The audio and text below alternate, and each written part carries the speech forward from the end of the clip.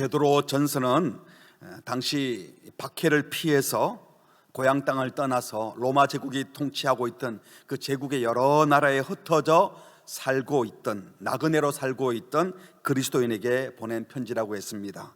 그래서 1장 1절에 보면 디아스포라, 흩어진, 파레피데모이, 나그네, 흩어진 나그네에게 쓴 편지라고 1절에 나와 있죠. 근데 이 나그네가 우리가 생각하는 낭만적인 나그네가 아니라 이 파레피데모이를 정의하면 낯선 땅에 일시적으로 거주하는 낯선 자, 낯선 땅에 낯선 자로 일시적으로 거주하는 자가 바로 파레피데모이, 고향 땅을 떠나서 남의 나라, 남의 동네에서 제국의 보호를 전혀 받지 못하고 모든 면에서 불편하고 힘든 삶을 사는 자들이 바로 이 파레피데모이 나그네였습니다.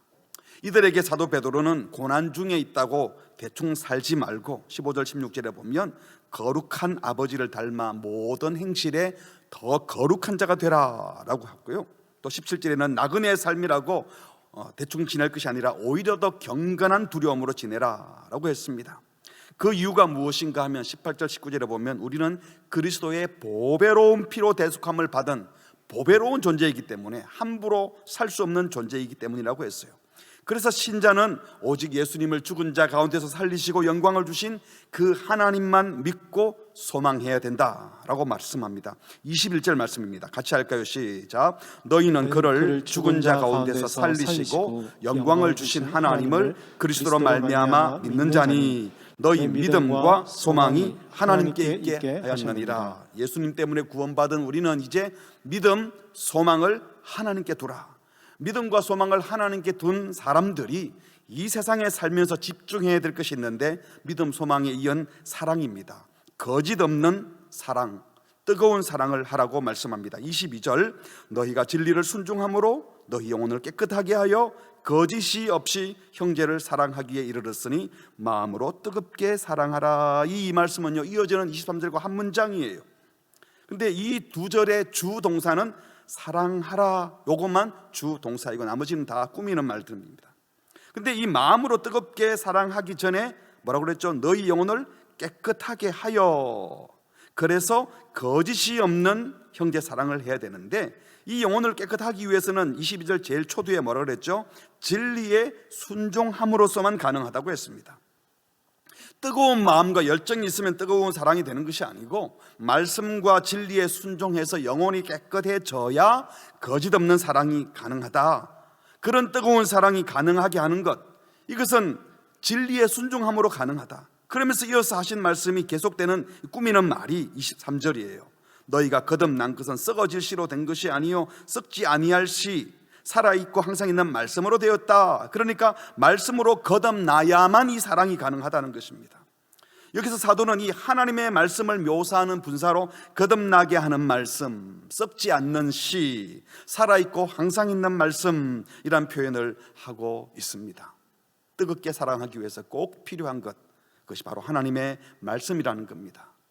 앞선 1장 3절에서 성부 아버지의 긍휼하심, 성자 예수님의 죽음과 부활, 그리고 성령이란 단어는 쓰지 않았지만 이어지는 거듭나게 하는 분, 이렇게 말을 했는데, 그러니까 성령이 거듭나게 하는 것이라고 했는데 오늘 23절에서는 거듭나게 하는 것이 하나님의 말씀이라고 해서 성령의 역사와 말씀의 역사가 같다는 표현을 한 것이죠.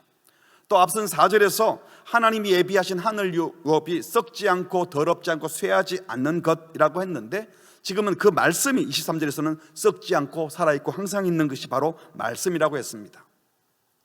감이 오시죠?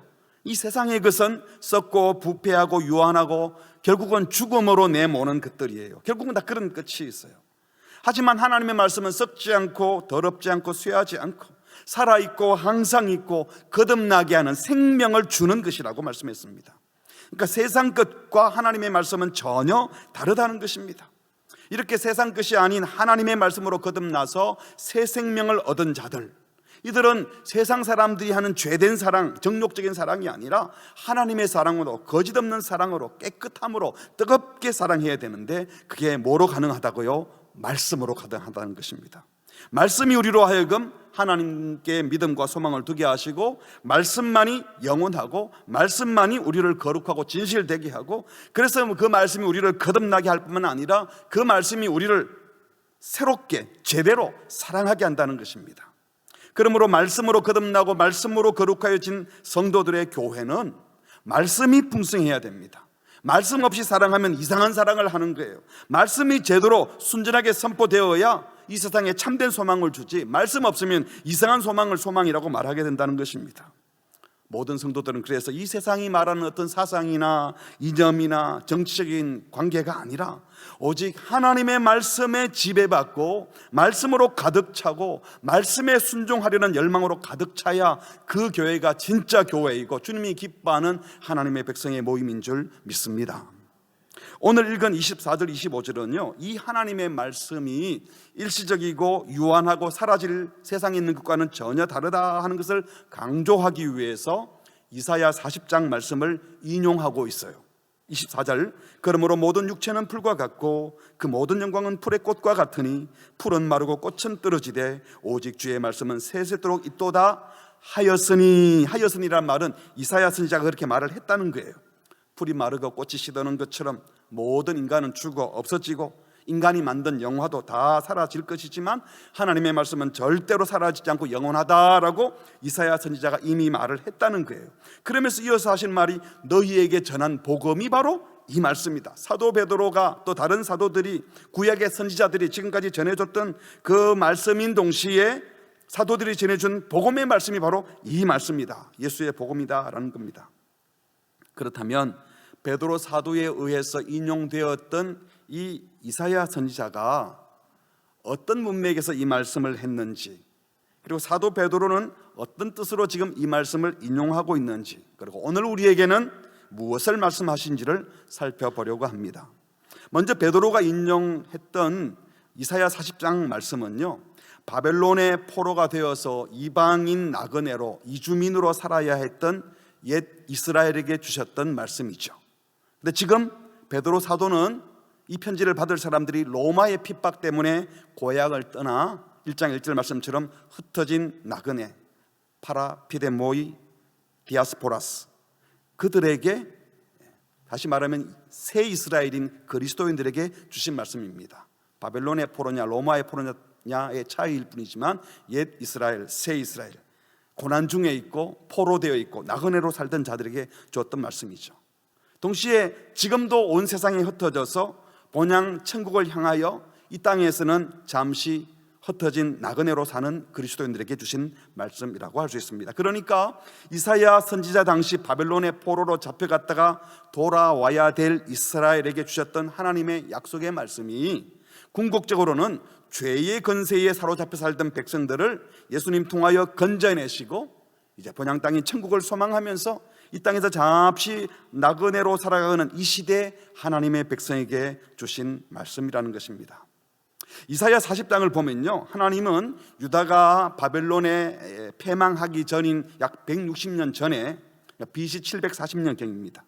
그때 이사야 선지자를 통해서 약 200년 가까이 후에 있을 얘기를 예언하는 거예요. 그래서 뭐라고 말하는가 하면 내 백성을 위로하라, 그리고 곧 내가 그들을 건져낼 것이다, 구원해낼 것이다 하는 약속의 말씀이 이사야 40장 말씀이에요. 아직 포로로 잡혀가지도 않았는데 잡혀갈 것이고 잡혀갔다가 돌아올 것이다 라고 예언했던 말씀이라는 거죠. 이사야 40장을 보시죠. 1절입니다. 너희의 하나님이 이르시되 너희는 위로하라, 내 백성을 위로하라. 바벨론에 당시 포로로 잡혀가 절망하게 될 이스라엘, 이 이사야서를 나중에 백성들이 이제 포로로 붙들려 가고 난 다음에도 또 볼 것 아닙니까? 아, 이미 하나님의 계획에 있었던 일이구나, 주님이 미리 계획하셔서 내 백성을 위로하라 라고 말씀하시면서 내가 반드시 구원해 줄 것이라는 사실과를 말씀해 주는 겁니다. 그래서 2절에 보니까 너희는 예루살렘의 마음에 닿도록 말하며 그것에 외쳐라, 그 노역의 때가 끝났고, 예루살렘에 사는 이스라엘 백성들을 가리키죠. 하나님의 심판이 이제 다 끝이 났다. 그 죄악이 사함을 받았다. 유다의 죄가 다 용서함을 받았다. 그의 모든 죄로 말미암아 여호와의 손에서 벌을 받았느니라. 이제 받을 벌 충분히 다 받았으니 하나님께서 이제 포로 생활 마치고 고국 땅으로 돌아오게 하실 것이라는 말씀을 하시는 겁니다. 그래서 돌아오는 백성들에게 외치는 자의 소리여 이르되 너희는 광야에서 여호와의 길을 예비하라, 사막에서 우리 하나님의 대로를 평탄하게 하라. 이사야 예언은 1차적으로는 당시 바벨론의 포로로 잡혀갔다가 다시 돌아오는 그 길, 그 광야의 길, 사막의 길, 그 속에서 하나님이 미리 길을 다 준비해서 본향 땅으로 돌아오는데 어렵지 않도록 길을 닦아주실 것이라는 말씀이에요. 그런데 외치는 자의 소리여 이르되 너는 광야에 여호와의 길을 예비하라, 사막에서 우리 하나님의 대로를 평탄케 하라. 이 말씀을 들으면 생각나는 사람이 있죠. 교회를 좀 다닌 사람들은 누가 생각나죠? 그렇죠, 세례 요한. 복음서를 조금이라도 읽어본 분은 알아요. 이 외치는 자의 소리가 바로 세례 요한을 가리키는 말씀임을 알 겁니다. 마태복음 3장, 마가복음 1장, 누가복음 3장에 보면 나와요. 그러니까 세례 요한이 예수님보다 먼저 와서 광야에 외치는 자의 소리가 되어서 회개하라, 천국이 가까이 왔느니라 외친 것이 바로 예수님이 오실 길을 예비한 것이었는데, 이것이 바로 이사야 40장 예언이 성취된 것이다 하고 마태, 마가, 누가가 말을 했어요. 그러면서 하시는 말씀이 4절에 이사야 선지자의 예언입니다. 골짜기마다 도두어지며 산마다 언덕마다 낮아지며 고르지 아니한 곳이 평탄하게 되며 험한 곳이 평지가 될 것이요. 마치 토목공사하는 것 같아요. 당시 동방의 군주들이 여행을 할 때 선발대를 미리 보내서 왕이 갈 길을 잘 닦는 겁니다. 골짜기는 메우고 언덕은 평평하게 하고, 그래서 장애물을 제거해서 왕이 갈 길을 잘 마련했는데, 마찬가지로 하나님의 백성들이 이제 가나안 고향 땅으로 돌아오는 그 구원의 길에 장애가 없도록 하나님께서 미리 다 준비시킬 것이다 약속한 말씀이에요. 그래서 이스라엘을 구원하시는 하나님의 영광을 모든 인류가 보게 될 것이다. 5절에 보니까 여호와의 영광이 나타나고 모든 육체가, 모든 인간들이 그것을 함께 보리라. 이는 여호와의 입이 말씀하셨느니라. 그러니까 이 예언은 궁극적으로는 예수님이 오실 길을 미리 준비하였던 수많은 구약의 선지자들, 그리고 마지막 선지자라고 할 수 있는 세례 요한의 사역을 통해서 예수님이 오실 것이라고 계속 예언했고, 그 예수님이 오셨는데 모든 육체가 보게 될 여호와의 영광이 무언가? 바로 예수님이 오신 것이, 바로 예수님을 만난 것이 여호와의 영광을 본 것이에요.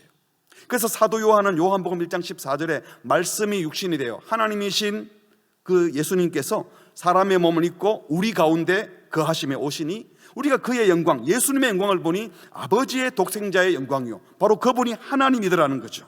은혜와 진리가 충만한 하나님의 영광을 보게 될 것이다. 그러니까 예수님이 오신 것이 바로 여호와의 영광이 나타난 것이고, 이사야 선지자의 예언이 바벨론에서 돌아올 때 길 닦아주고 하나님이 구원 베푸셨다 하는 1차적 예언을 넘어서 궁극적인 예언의 성취는 예수님이 오심으로 성취되었다는 것입니다. 이 말씀과 함께 주어진 말씀이 베드로 사도가 24절 25절에서 인용한 이사야 40장 6절부터 8절입니다. 아까 5절까지 그렇게 말씀하고 난 다음에 포로 중에 낭망할 수 있지만 내 백성 위로해라, 이제 고생의 시간 끝났다, 돌아올 것이다, 돌아오는 길 다 준비하겠다, 내가 베풀 그 영광 너희들이 다 볼 것이다 라고 하시면서 한 번 더 외치라고 하신 말씀이 바로 이 말씀입니다. 6절입니다. 이사야 40장 6절, 말하는 자의 소리여 이르되 외치라. 뭐라고 외치리까? 그리고 베드로 사도가 인용했던 말씀이죠. 이르되 모든 육체는 풀이요 그의 모든 아름다움은 들의 꽃과 같으니 풀은 마르고 꽃이 시들면 여호와의 기운이 그 위에 불미라. 이 백성은 실로 풀이로다. 풀은 마르고 꽃은 시드나 우리 하나님의 말씀은 영원히 서리라 하라. 풀과 풀의 꽃처럼 모든 육체와 그 육체가 만들어낸 영광 마르고 시들어 버릴 것이다. 덧없는 인간이 만들어낸 덧없이 사라질 부귀 권세, 시들어 없어질 것, 말라 비틀어질 세상 영광, 세상의 힘, 그런 거 신경 쓰지 말고 우리 하나님의 말씀은 영원히 서리라. 영원히 서 있을 하나님의 말씀, 바벨론 포로된 이스라엘을 건져내겠다고 약속하셨던 그 구원의 약속의 말씀, 온 인류를 구원하겠다고 하는 하나님의 구원의 약속의 말씀, 한마디로 잠시 있다가 사라질 세상 것들, 사람과 사람이 만든 것들 의지하지 말고 영원한 하나님의 약속의 말씀을 알고 믿고 순종하고 행하라는 것입니다. 이 이사야서를 나중에 받아든 이스라엘 백성들이 이스라엘이 패망해서 바벨론 포로로 잡혀갔을 때도 이 이사야서를 읽었을 거예요. 그래서 포로로 살던 그분들이 이 말씀을 읽을 때 당시 이스라엘의 눈에 이 바벨론 제국은 감히 어떻게 할 수 없는 너무나 큰 나라예요. 자기들 왕, 하나님이 세운 왕이라고 생각했는데 쇠사슬에 묶여서 잡혀가고 눈이 뽑히고, 하나님의 성전에는 하나님이 늘 함께 임재하는 줄 알았는데 그 예루살렘이 파괴되어 버렸어. 마치 여호와 하나님이 바벨론의 신보다 못한 느낌을 받으면서 절망하고 있었을 것입니다. 이 바벨론의 힘과 건세와 영화가 이스라엘의 눈에는 너무나 대단해 보였고 자기들은 한없이 초라해 보였을 것입니다. 그들을 향하여 주님이 말씀하시는 것이죠. 바벨론 제국, 그들의 영광 한낱 풀처럼 말라 없어질 것이다. 그들의 영화, 권세, 능력 풀의 꽃처럼 떨어져 버릴 것이다. 겁낼 것이 없다는 것입니다. 그런데 모든 육체가 그렇다고 할 때 그것은 바벨론만 그런 것이 아니라 이스라엘도 똑같은 거예요. 너희들도 풀같이 말라 버려질 덧없는 인생이다. 강력한 바벨론 제국이 부러워서, 아니 무서워서 우리가 쟤들보다 더 큰 힘이 있으면 좋을 텐데, 더 강력한 군대가 있으면 좋을 텐데, 이런 식의 생각 아무 소용이 없다. 세상과 똑같이 그들이 힘세니까 우리도 더 큰 힘으로, 그들이 권세가 있으니까 우리는 더 큰 권세로, 그들이 돈으로 가지고 다 밀어붙이니까 우리는 더 많은 돈으로 이겨볼 생각하지 말라는 거예요. 다 덧없는 것들이니까. 모든 육체는 풀과 같기 때문이고 그 영광은 풀의 꽃과 같기 때문입니다. 아무리 대단한 사람, 대단한 나라여도 다 사라집니다. 세상 사람들이, 세상 나라가 만든 그 부귀 영화, 힘의 건세는 결국은 다 사라질 것이니 그것들 의지하지 말고 영원한 하나님의 말씀을 붙잡으라고 말씀하시는 것입니다. 사도 베드로는 같은 의미로 이 말씀을 인용하고 있어요. 다시 오늘 본문 보시죠. 그러므로 모든 육체는 풀과 같고 모든 인간 존재는 한 계절 번성하다가 시들고 사라지는 풀처럼 말라버리고 썩어 없어질 것이고 그 모든 영광은 풀의 꽃과 같으니 그 인간들이 만들어낸 그 모든 영광, 신제품, 아름다운 것들, 대단한 것들, 예술 작품들까지도 인간이 성취한 권세, 능력, 명예, 그 대단해 보여도 풀의 꽃처럼 잠시 피었다가 사라질 것들이다. 풀은 마르고 꽃은 떨어진다. 마르는 풀과 같은 인생, 떨어질 꽃과 같은 인생의 부귀 영화에 마음 뺏기지 말고 25절 다 같이 할까요? 시작. 오직 주의 말씀은 세세토록 있도다 하였으니 너희에게 전한 복음이 곧 이 말씀이니라. 세세토록 있는 주의 말씀을 붙잡으라고 선포하는 것입니다. 그런데 붙잡아야 될 말씀이 뭐라고요? 사도 베드로가 또 다른 사도들이 지금까지 선포했던 복음, 예수 그리스도의 복음의 말씀이 바로 선지자들이 선포했던, 예언했던 주의 말씀과 같은 말씀이라는 겁니다. 이사야 선지자가 외쳤던 말씀은 이스라엘을 당시 바벨론 제국의 권세에서, 세상 권세에서 건져내겠다는 약속의 말씀이었고, 동시에 장차 메시아 예수님이 오셔서 자기 백성을 구원하시겠다는 복음의 말씀을 예고한 것이었습니다. 이사야 선지자 당시 절망과 비참함 속에 있던 이스라엘이 버텨낼 수 있었던 힘과 소망은 바로 영원한 하나님의 말씀, 약속의 말씀이었습니다. 마찬가지로 사도 베드로가 로마 박해를 피하여 흩어진 나그네로 살던 그리스도인들에게 말씀합니다. 너희들이 붙잡아야 될 것은 또 다른 힘과 건세가 아니다. 로마보다 더 강력한 힘, 더 강력한 무기, 더 많은 돈, 그것이 아니라, 더 많은 영토가 아니다. 하나님의 말씀, 복음의 말씀을 붙들어야 한다라는 것입니다. 그런데 무엇이 복음이라고요? 하나님의 아들 예수님이 오신 것이 바로 기쁜 소식 복음입니다. 그 예수님이 우리를 대속하기 위하여 피 흘려 죽으시고 우리를 사망 권세를 이기고 다시 살아나게 하시고 우리 죄를 사해 주시고 새 생명을 주셔서 새로운 삶을 살게 하신 것, 이것이 복음입니다. 우리 성도를 부르시면서 거룩함으로 초대하십니다. 그리스도를 따라 사랑할 수 있는 존재가 되게 해주셨습니다. 그리고 영원한 하나님 나라를 소망하게 해주신 것, 이것이 바로 복음입니다. 이 복음이 영원한 주의 말씀, 하나님의 말씀이고 동시에 선지자들이 예언했던 그 말씀입니다. 이 복음의 말씀을 붙들고 그 말씀 안에 살아가고 말씀을 지키고 살아가는 그것이 진짜 복이라는 것입니다. 믿으시기 바랍니다. 그렇다면 세세토록 있는 주의 말씀, 복음, 잠시 있다 사라지지 않고 세세토록 있는 복음의 말씀, 영원의 하나님 말씀을 정말 믿는 사람은 어떤 자세로 살아가게 될까요? 하나님의 말씀만이 영원하고 그 말씀만이 나를 살리시고 구원하시며 복되게 하심을 믿는다면 첫 번째로 사라져 없어질 세상과 세상 권세, 무서워할 이유도 없고 그걸 부러워할 이유도 없으며 그것을 추구할 이유도 없고 그것을 많이 가졌다고 자랑할 이유도 없다는 것입니다. 힘과 권세를 지닌 사람, 나한테 월급 주는 사람, 돈줄을 쥐고 있는 사람, 많은 인맥, 실력 가진 사람이 내 인생을 좌지우질 것 같은 생각이 들 수 있어요. 그러나 철석같이 믿었지만 덧없이 사라지는 경우가 얼마나 많습니까? 사라져 없어질 것들, 그거 무서워하지 말라는 겁니다. 육체와 육체의 영광도 일시적이지만 따라서 육체와 육체의 고난도 일시적이에요. 내 몸에 있는 고통도 곧 사라질 것이지만 나한테 고통을 가하는 그 사람도 곧 사라질 사람이기 때문에 그 고난이 길다고 해서 너무 낭망하지 말라는 것입니다. 당시 베드로 사도의 편지를 읽고 있던 자들은 고난과 핍박을 당하고 있었지만 다 일시적인 것들이라는 거예요. 위로해 주시는 것이죠. 때로는 세상의 악한 권세가 너무 나를 고통스럽게 하는 것처럼 보여 두려울 수도 있지만 다 끝이 있습니다. 잠시 있다가 사라질 것들입니다. 그러므로 세상의 힘과 권세 무서워하지 마시고 그거 많이 가진 사람 너무 부러워할 필요 없습니다. 그들처럼 그거 더 가지겠다고 너무 없어질 것 추구하지 마십시오.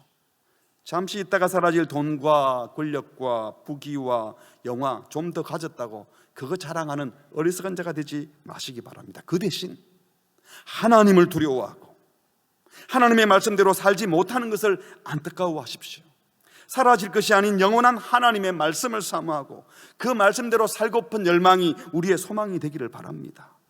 그 누구도 그 무엇도 자랑하지 마시고 주님을 자랑하고 주님의 말씀을 자랑할 수 있기를 바랍니다. 여러분은 지금 뭘 가장 소중히 여기고 계세요? 여러분이 정기적으로 꼭 챙겨보는 게 뭡니까? 그게 뉴스입니까? 하나님의 말씀입니까? 꼭 챙겨보는 게 드라마입니까? 주님의 말씀입니까? 주식 시세입니까? 주님의 말씀입니까? 지금 뭘 정기적으로 챙겨보고 무엇에 심취해 있습니까? 그건 그냥 살기 위해서 잠깐 하는 거죠. 그런데 정말 하나님의 말씀은 그렇게 챙겨보고 계신가요? 무엇을 부러워하고 무엇을 갖고 싶어 하십니까? 무엇처럼 되고 싶습니까? 그것이 혹시 풀의 꽃과 같이 시들어버릴 것, 말라 없어질 것들 아닙니까? 여러분이 잃을까봐 두려워하는 게 뭡니까? 이거 절대로 잃으면 안 되는데 꼭 지키고 싶은 것이 뭡니까? 지금 갖고 있지만 더 가지고 싶은 것이 뭡니까?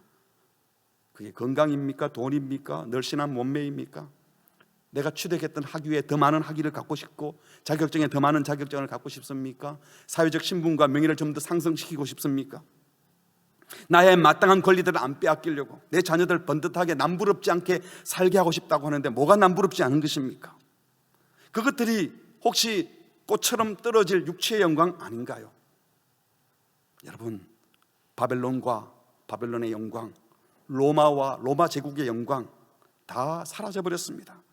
하지만 하나님의 말씀은 그대로 이루어졌습니다. 하나님의 백성을 박해했던 로마는 망했지만 주님의 교회가 탄생했고 땅끝까지 주님의 복음이 전거되고 있고 하나님 나라는 세워져 가고 있습니다. 그러므로 교회는 말씀을 붙들어야 되지 힘과 건세를 붙들려고 하면 안 되는 겁니다. 그리스도인들은 하나님 나라에 충성해야 되지 지금 권력 잡고 있는 권력 잡을 것 같은 사람에게 충성해서는 안 된다는 겁니다. 말씀이 전부여야 합니다. 성도는 영원한 주님을 찾고 주님의 말씀에 목숨을 걸고 그 말씀 지켜 행하는 것을 가장 큰 복으로 삼아야 합니다. 그래서 곁길로 가지 마시고 엉뚱한 것에 마음 빼앗기지 마시고 열심히 살다가 내가 이럴 줄 알았다면 안 그럴 걸 그런 후회할 일을 하지 마시기 바랍니다.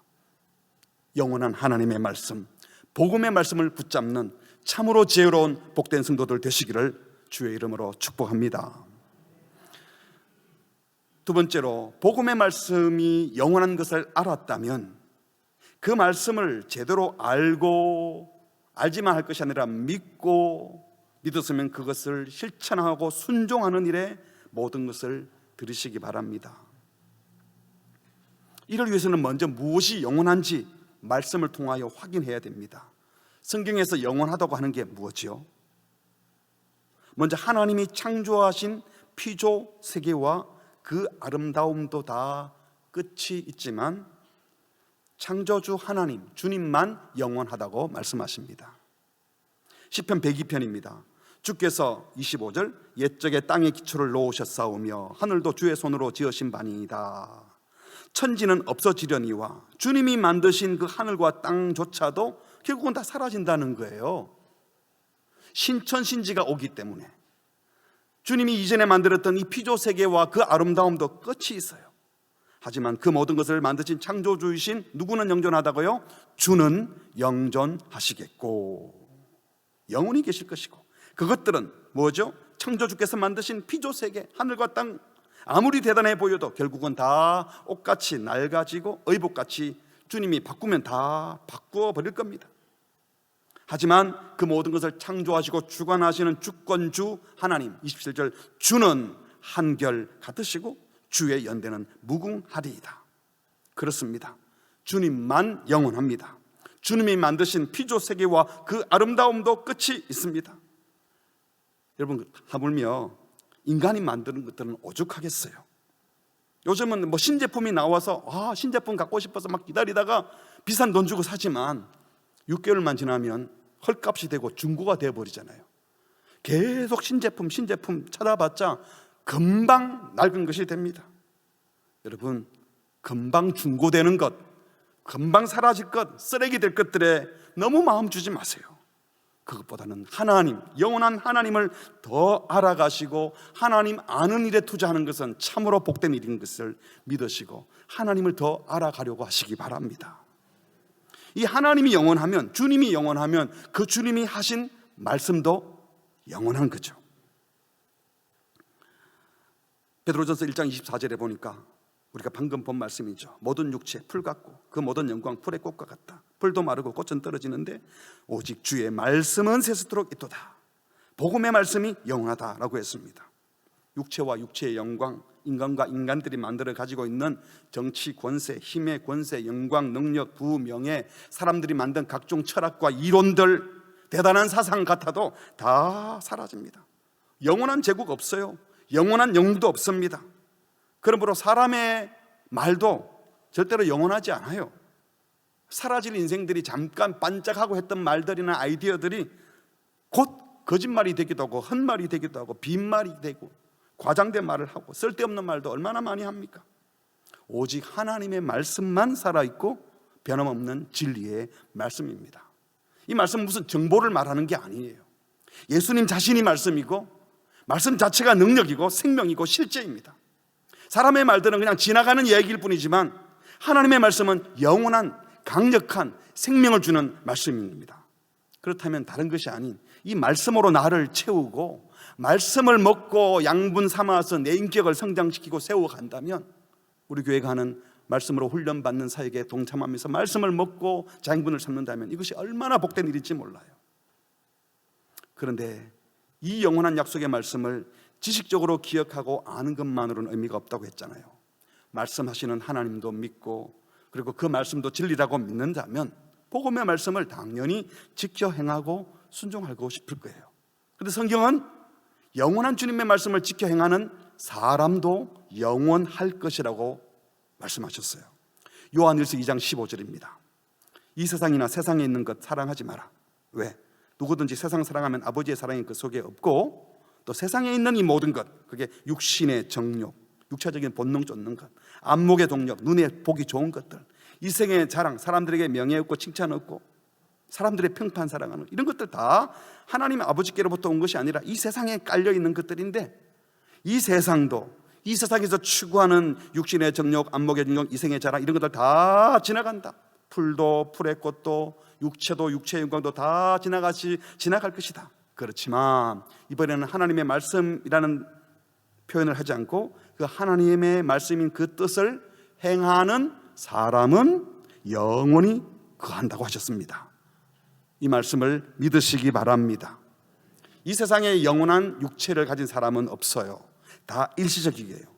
예수 믿는 사람도 이 육체는 끝이 있습니다. 그러나 이 영원하신 주님을 사랑하고 복음의 말씀을 먹고 마시고 복음의 말씀으로 새 생명을 얻어 거듭난 영혼들은 주님 다시 오실 때 영광스럽게 부활하게 될 것이고 영원한 생명을 보장받고 있고, 그래서 그 영생이 이미 시작되었기 때문에 여기서부터 이미 영원히 사는 삶을 시작한 것입니다. 그래서 천국 백성으로 하나님과 함께 지금부터 영원히 거하게 될 것이라고 약속해 주셨습니다. 정리하면 모든 인간은 유한합니다. 그래서 인간이 만들어서 가지고 있는 그 명예나 권세나 영화나 그들의 예술 작품도, 그들의 사상도 다 유한합니다. 다 덫이 없습니다. 하나님께서 창조하신 피조세계도, 피조세계의 아름다움도 다 끝이 있습니다. 그러므로 사라질 것, 썩어 없어질 것들, 그런 것들의 마음 빼앗기지 말고 그것의 마음을 주고 그 마음에 빼앗겨서 사는 것은 너무나 어리석은 일입니다. 혹시 이건 오래 갈 거야, 이건 진짜 평생 갈 거야, 그런 게 있습니까? 그 어떤 권세도, 그 어떤 부와 명예도, 그 어떤 능력도 잠시 있다가 사라질 것입니다. 풀처럼 말라 없어지고 꽃처럼 시들어 떨어져 버릴 것입니다. 오직 주님만, 주님의 말씀만, 그리고 주님의 말씀을 지켜 행하는 사람만 영원합니다. 그러므로 이것을 알고 믿는 자라면 영원한 주님을 알기 위해서 더 힘을 쓰고 그 주님의 말씀을 내 마음속에 채우고 그 말씀을 실제로 삶에 적용하여 순종하는 자가 될 것입니다. 하나님의 말씀은 그냥 알라고 주신 것이 아니라, 정보로 많이 갖고 있으라고 주신 것이 아니라 지켜 행하고 순종함으로 누리라고 주신 말씀입니다. 이 말씀을 먹고 말씀을 지켜 행하여 주님과 평생 동행하며 이 복된 삶을 마음껏 누리는 우리 모두가 될 수 있기를 바랍니다. 그런데 23절에서요, 살아있고 항상 있는 말씀이라고 할 때 로고스라는 단어를 썼어요. 로구 존투스데우, 하나님의 말씀, 살아있는 하나님의 말씀, 로고스라는 단어를 썼는데요, 오늘 읽은 25절에 주의 말씀은 세스토록 있도다 할 때 이게 말씀은 레마라는 단어를 써요. 도레마 큐리오, 주의 말씀 레마. 그리고 너희에게 전한 이 복음이 이 말씀이다 할 때도 레마라는 단어를 썼어요. 구약 성경을 인용한 건데 히브리어로 된 구약 성경에 있는 그 단어를 70인경 헬라어로 번역하는 구약 성경에는 레마라는 단어를 써서 사도 베드로도 그대로 가져온 거예요. 그런데 이 레마에 대한 설명을 하면서 본인은 로고스라는 단어로 말을 하다가 다시 번역할 때는 그냥 그대로 레마를 썼어요.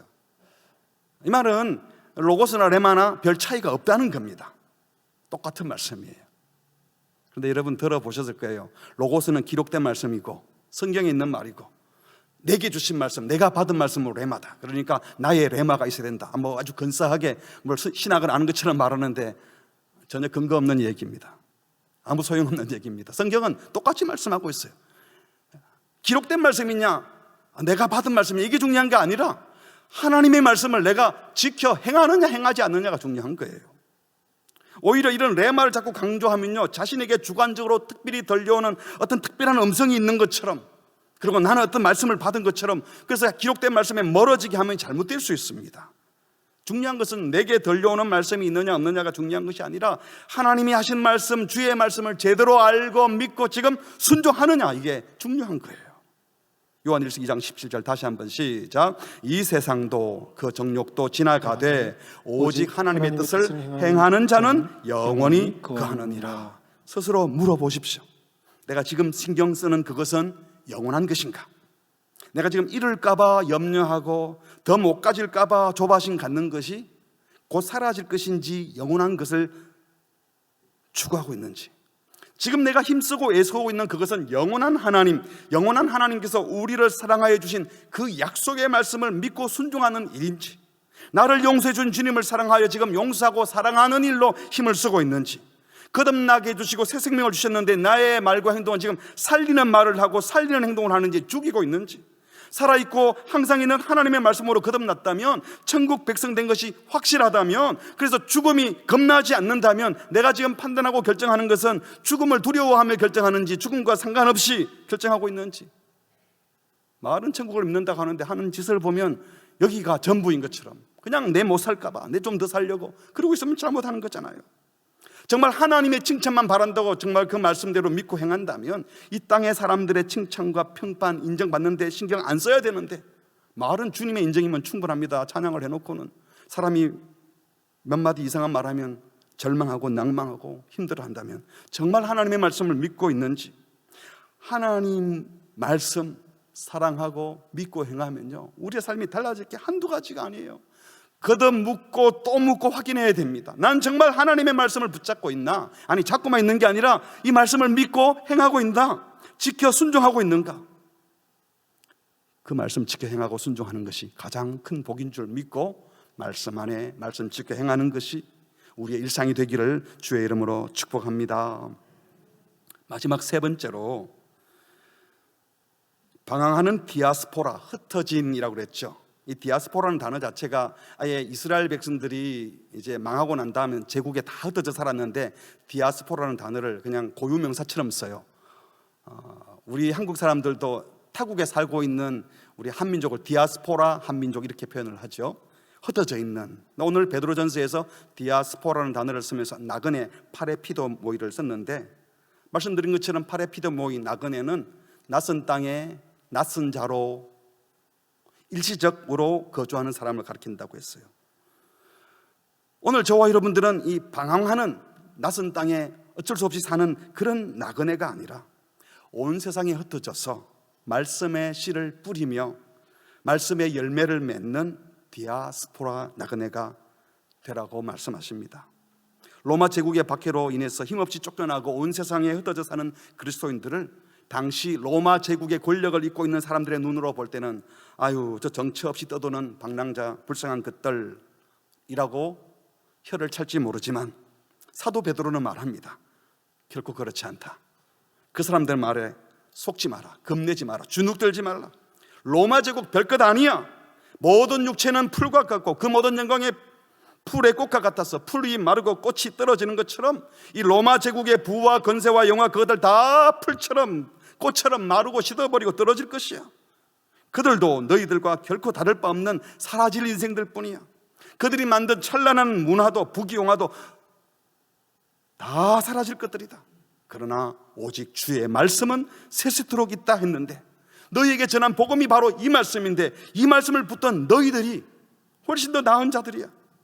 너희들에게는 말씀이 있잖아. 구원의 말씀, 영원한 생명을 약속해 주시고 하늘 유업을 약속해 주신, 썩지 않고 더럽지 않고 쇠하지 않은 천국을 보장해 주신 그 말씀이 있지 않느냐. 똑같은 사람 되지 마. 그 사람들이 힘 가지고 나온다고 똑같이 힘으로 대응하지 마. 너희들이 지금 이방인 나그네로 살고 있어서 비웃어 보일지 모르고 그들 눈에 초라해 보일지 모르지만 진짜 초라한 건 걔네들이야. 누가 불쌍한데? 약속의 말씀이 없는 자들이 불쌍하고 생명의 말씀, 거듭나게 하는 말씀 없이 이 땅에 사는 게 전부인 것처럼 잠시 누리다 가는 그 인생이 불쌍한 거야. 이 하나님의 약속의 말씀은 반드시 이루어질 것이니 이 말씀 붙잡고 말씀에 잡혀 살아야 한다고 격려하는 말씀이 오늘 이 말씀입니다. 그런데 사도는 지금 풀, 꽃을 비유로 들어 이 땅에 떨어진 풀과 꽃이 잠시 피었다 지지만 하나님의 말씀은 영원하다라고 했는데, 이 말씀을 앞선 23절에서는 꽃과 풀과 비교되는 또 단어 하나가 있었죠. 씨가 있었어. 씨. 썩지 않을 씨가 말씀이라고 했어요. 재미있게도 이 씨에 해당하는 헬라어 단어가 스포라입니다. 스포라. 그런데 흩어진 나그네의 삶을 사는 것, 흩어진 것이 디아스포라예요. 사도 베드로는 이것을 염두에 둔 것 같아요. 문장 전체를 보니까. 그러니까 씨가 헛부러져 땅에 떨어지면 열매를 맺듯이 말씀의 씨앗이 사람의 마음에 심겨져서 썩지 아니할 씨가, 말씀이 싹이 나고 자라고 열매를 맺을 뿐만 아니라 그 말씀이 심겨진 사람들이 디아스포라, 흩어져서 제국 곳곳에 온 세상에 흩어져 살면 그들의 삶이 말씀의 씨가 되고 그들의 인생이 그곳에 뿌리를 내리고 또 싹을 내고 꽃을 피우고 열매를 맺게 된다면 그것이 하나님의 교회를 꽃피우는 것이고 하나님 나라의 열매를 맺는 것이라는 것입니다. 멋있지 않습니까? 이 땅에 뿌려진 씨앗이 싹 틔운 풀과 그 풀의 꽃은 다 마르고 시들겠지만 썩어질 씨를 가진 죄의 탐욕을 뿌리내리고 있는 죄인들이 심어둔 것들은 다 잡초이고 독초겠지만 하나님의 말씀, 썩지 않는 말씀을 받아 새 생명을 받은 자들이 온 세상에 흩어져서 그 말씀을 지켜 행하면서 꽃을 피운다면, 열매를 맺는다면 바로 하나님 나라의 복된 열매를 맺어낼 것이고 평화의 열매를 맺어낼 것이고 주님의 영광스러운 교회를 싹 틔울 것입니다. 왜냐하면 그 씨는 썩어질 씨가 아니기 때문에 그 어떤 박해와 핍박에도 없어지지 않을 것입니다. 왜냐하면 살아있고 항상 있는 말씀으로 거듭난 새 생명 가진 자들이기 때문입니다. 하나님의 뜻, 말씀을 행하는 자는 영원히 거한다 라고 한 말씀이 바로 그 말씀이에요. 오늘 말씀을 받고 새 생명으로 거룩한 삶을 살아내는 그리스도인들이 온 세상에 흩어져서 꽃을 피우고 열매를 맺는다면 그들이 바로 교회이고, 그게 바로 하나님 나라의 융성함인 것입니다. 그러므로 우리가 생명의 말씀, 썩지 않을 수인 하나님의 말씀, 거듭나게 하는 말씀, 거룩하게 하는 말씀, 사랑하게 하는 말씀을 가진 자라면 그 어떤 핍박으로 고향 땅에 쫓겨난 것 같아도 망한 것이 아니라 하나님 나라를 오히려 확장해 나가고 있는 중인 겁니다. 사도 베드로는 이렇게 표현했지만 바울은 좀 다르게 또 표현했어요. 자신은 질그릇 같은데 그 몸에 보배를 담고 있다고 말하면서, 질그릇 같은 내 몸에 보배를 담고 있지만 오히려 질그릇이 깨어지고 부수어지면서 보배가 훨씬 더 빛이 난다, 이런 고백을 하면서 한 말씀이 고린도후서 4장 8절입니다. 우리가 사방으로 우겨싸움 당해도 쌓이지 않는다. 답답한 일 당한다고 낙심하지 않고, 박해를 받아도 버림받지 않고, 거꾸로 뜨림을 당해도 절대로 안 망한다. 오히려 그들이 우리를 부수고 파괴하고 할수록 오히려 우리 속에 있는 복음이 훨씬 더 많이 드러날 것이다. 말씀의 씨앗을 가지고 있는 베드로의 표현대로 하면, 이 상태에서 쫓겨나고 흩어지고 이방 땅에 가면 할렐루야 하면서 가서 그곳에서 또 말씀의 꽃을 피울 테니까 절대로 우리는 망하지 않는다고 고백하는 겁니다. 이 바울의 고백이, 이 베드로의 고백이 저와 여러분의 고백이 될 수 있기를 바랍니다. 말씀을 맺습니다. 디아스포라 파레피데모이, 흩어진 나그네, 그 그리스도인들은 정처 없이 떠도는 방랑자나 도망자가 아닙니다. 세상 제국의 보호를 받지 못하고 그들의 혜택을 받아 누리지 못하니까 그들은 우리를 불쌍히 여길지 몰라요. 하지만 우리는 하나님의 보호를 받고 하나님의 인도함을 받고 있으며 하나님의 말씀, 생명의 말씀으로 영혼을 품고 살아가는 영광스러운 하나님의 백성입니다. 그들이 바로 영광스러운 주님의 교회입니다. 하나님의 나라를 융성하게 하고 있는 주의 백성들입니다.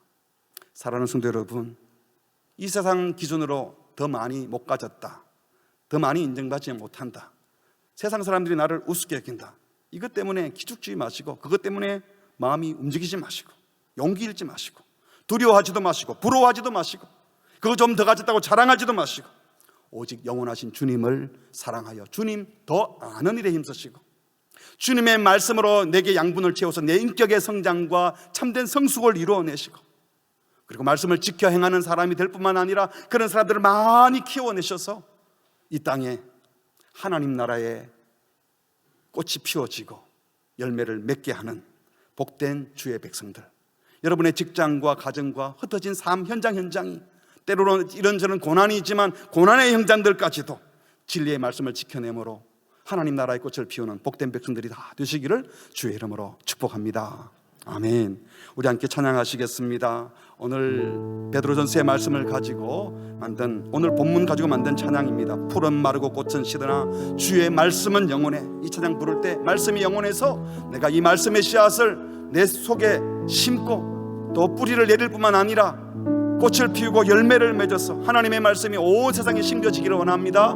또 하나님 나라를 융성케 하는 삶을 살고 싶습니다. 이런 고백을 담아서 함께 찬양하겠습니다.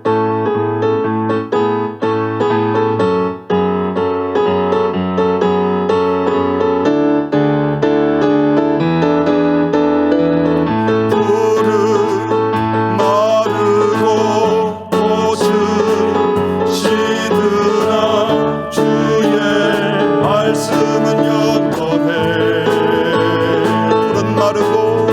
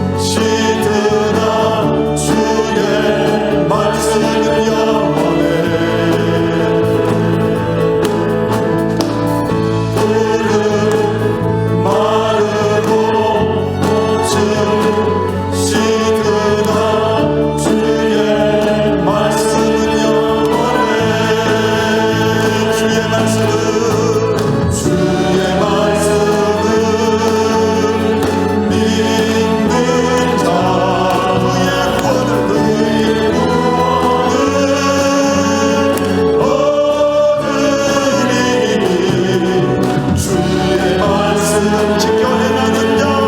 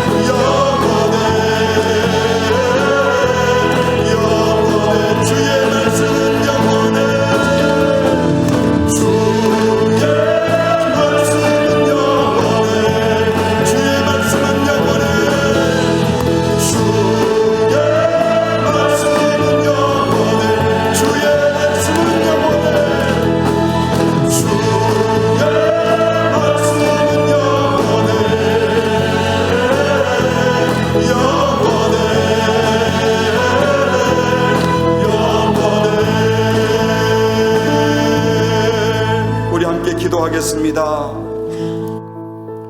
우리가 말씀 중심의 교회, 이게 정보를 많이 얻고 말씀을 무슨 율법처럼 규범처럼 살아내자 이런 얘기가 아닙니다. 말씀은 새 생명을 갖게 하고 새로운 가치를 붙들게 하고 이 땅에 죽어 썩어 없어질 것이 아닌 영원한 하늘나라를 보장받은 자로 죽음이 두렵지 않으니 하나님의 말씀을 기쁘게 행할 수 있게 해주셨다는 이 믿음을 갖고 사는 것이 말씀을 지켜 행하는 자요, 말씀 중심의 사람들입니다. 우리가 머리로 너무 많은 성경을 알아요. 제자 훈련하고 사역 훈련하고 성경 동독하고, 그러니까 성경이 지식이 머리에 많이 들어간다고 되는 것이 아니라 주님이 영원하시고 말씀이 영원하기 때문에 내가 썩어 없어질 세상 같이 붙들지 않겠다 결단하고, 진짜 내가 뭘 소중히 여기는지, 뭘 잃을까봐 두려워하는지, 뭘 더 가지려고 하는지, 내가 뭐 때문에 두려워하는지 이건 물어보셔야 되는 겁니다. 머리로 성경 많이 아는 게 중요한 것이 아니라 정말 내 입술에 나오는 모든 생각과 가치들은 말씀에 천착하고 있는지, 이 시간 기도할 때 주님의 말씀이 영원하다고 하면서 딴 것 붙들고 다른 것 두려워하고 다른 것 사모했던 죄를 용서해 주시고, 이제 참으로 말씀을 찾고 말씀을 읽을 뿐만 아니라 지켜 행하며 기쁘게 순종할 수 있는 은혜를 허락해달라고 회개하고 결단하며 헌신하는 기도 하나님께 올려드리겠습니다. 기도하시겠습니다. 하나님 아버지, 오늘도 우리에게 말씀을 주셔서 감사합니다.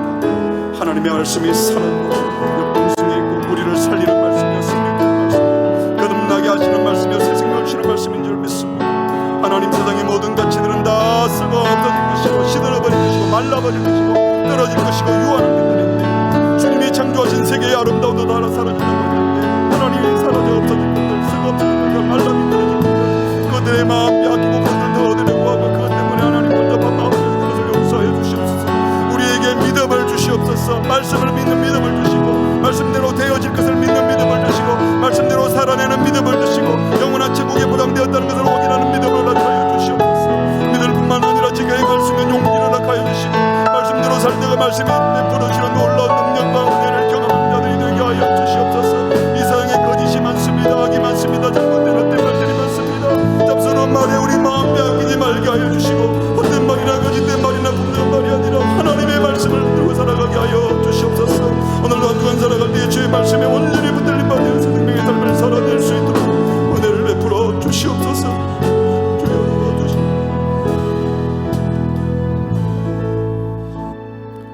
말씀이 육신이 되어 우리에게 오셔서 우리를 구원해 주신 하나님 아버지의 사랑, 예수 그리스도의 놀라운 은혜에 감사를 드립니다.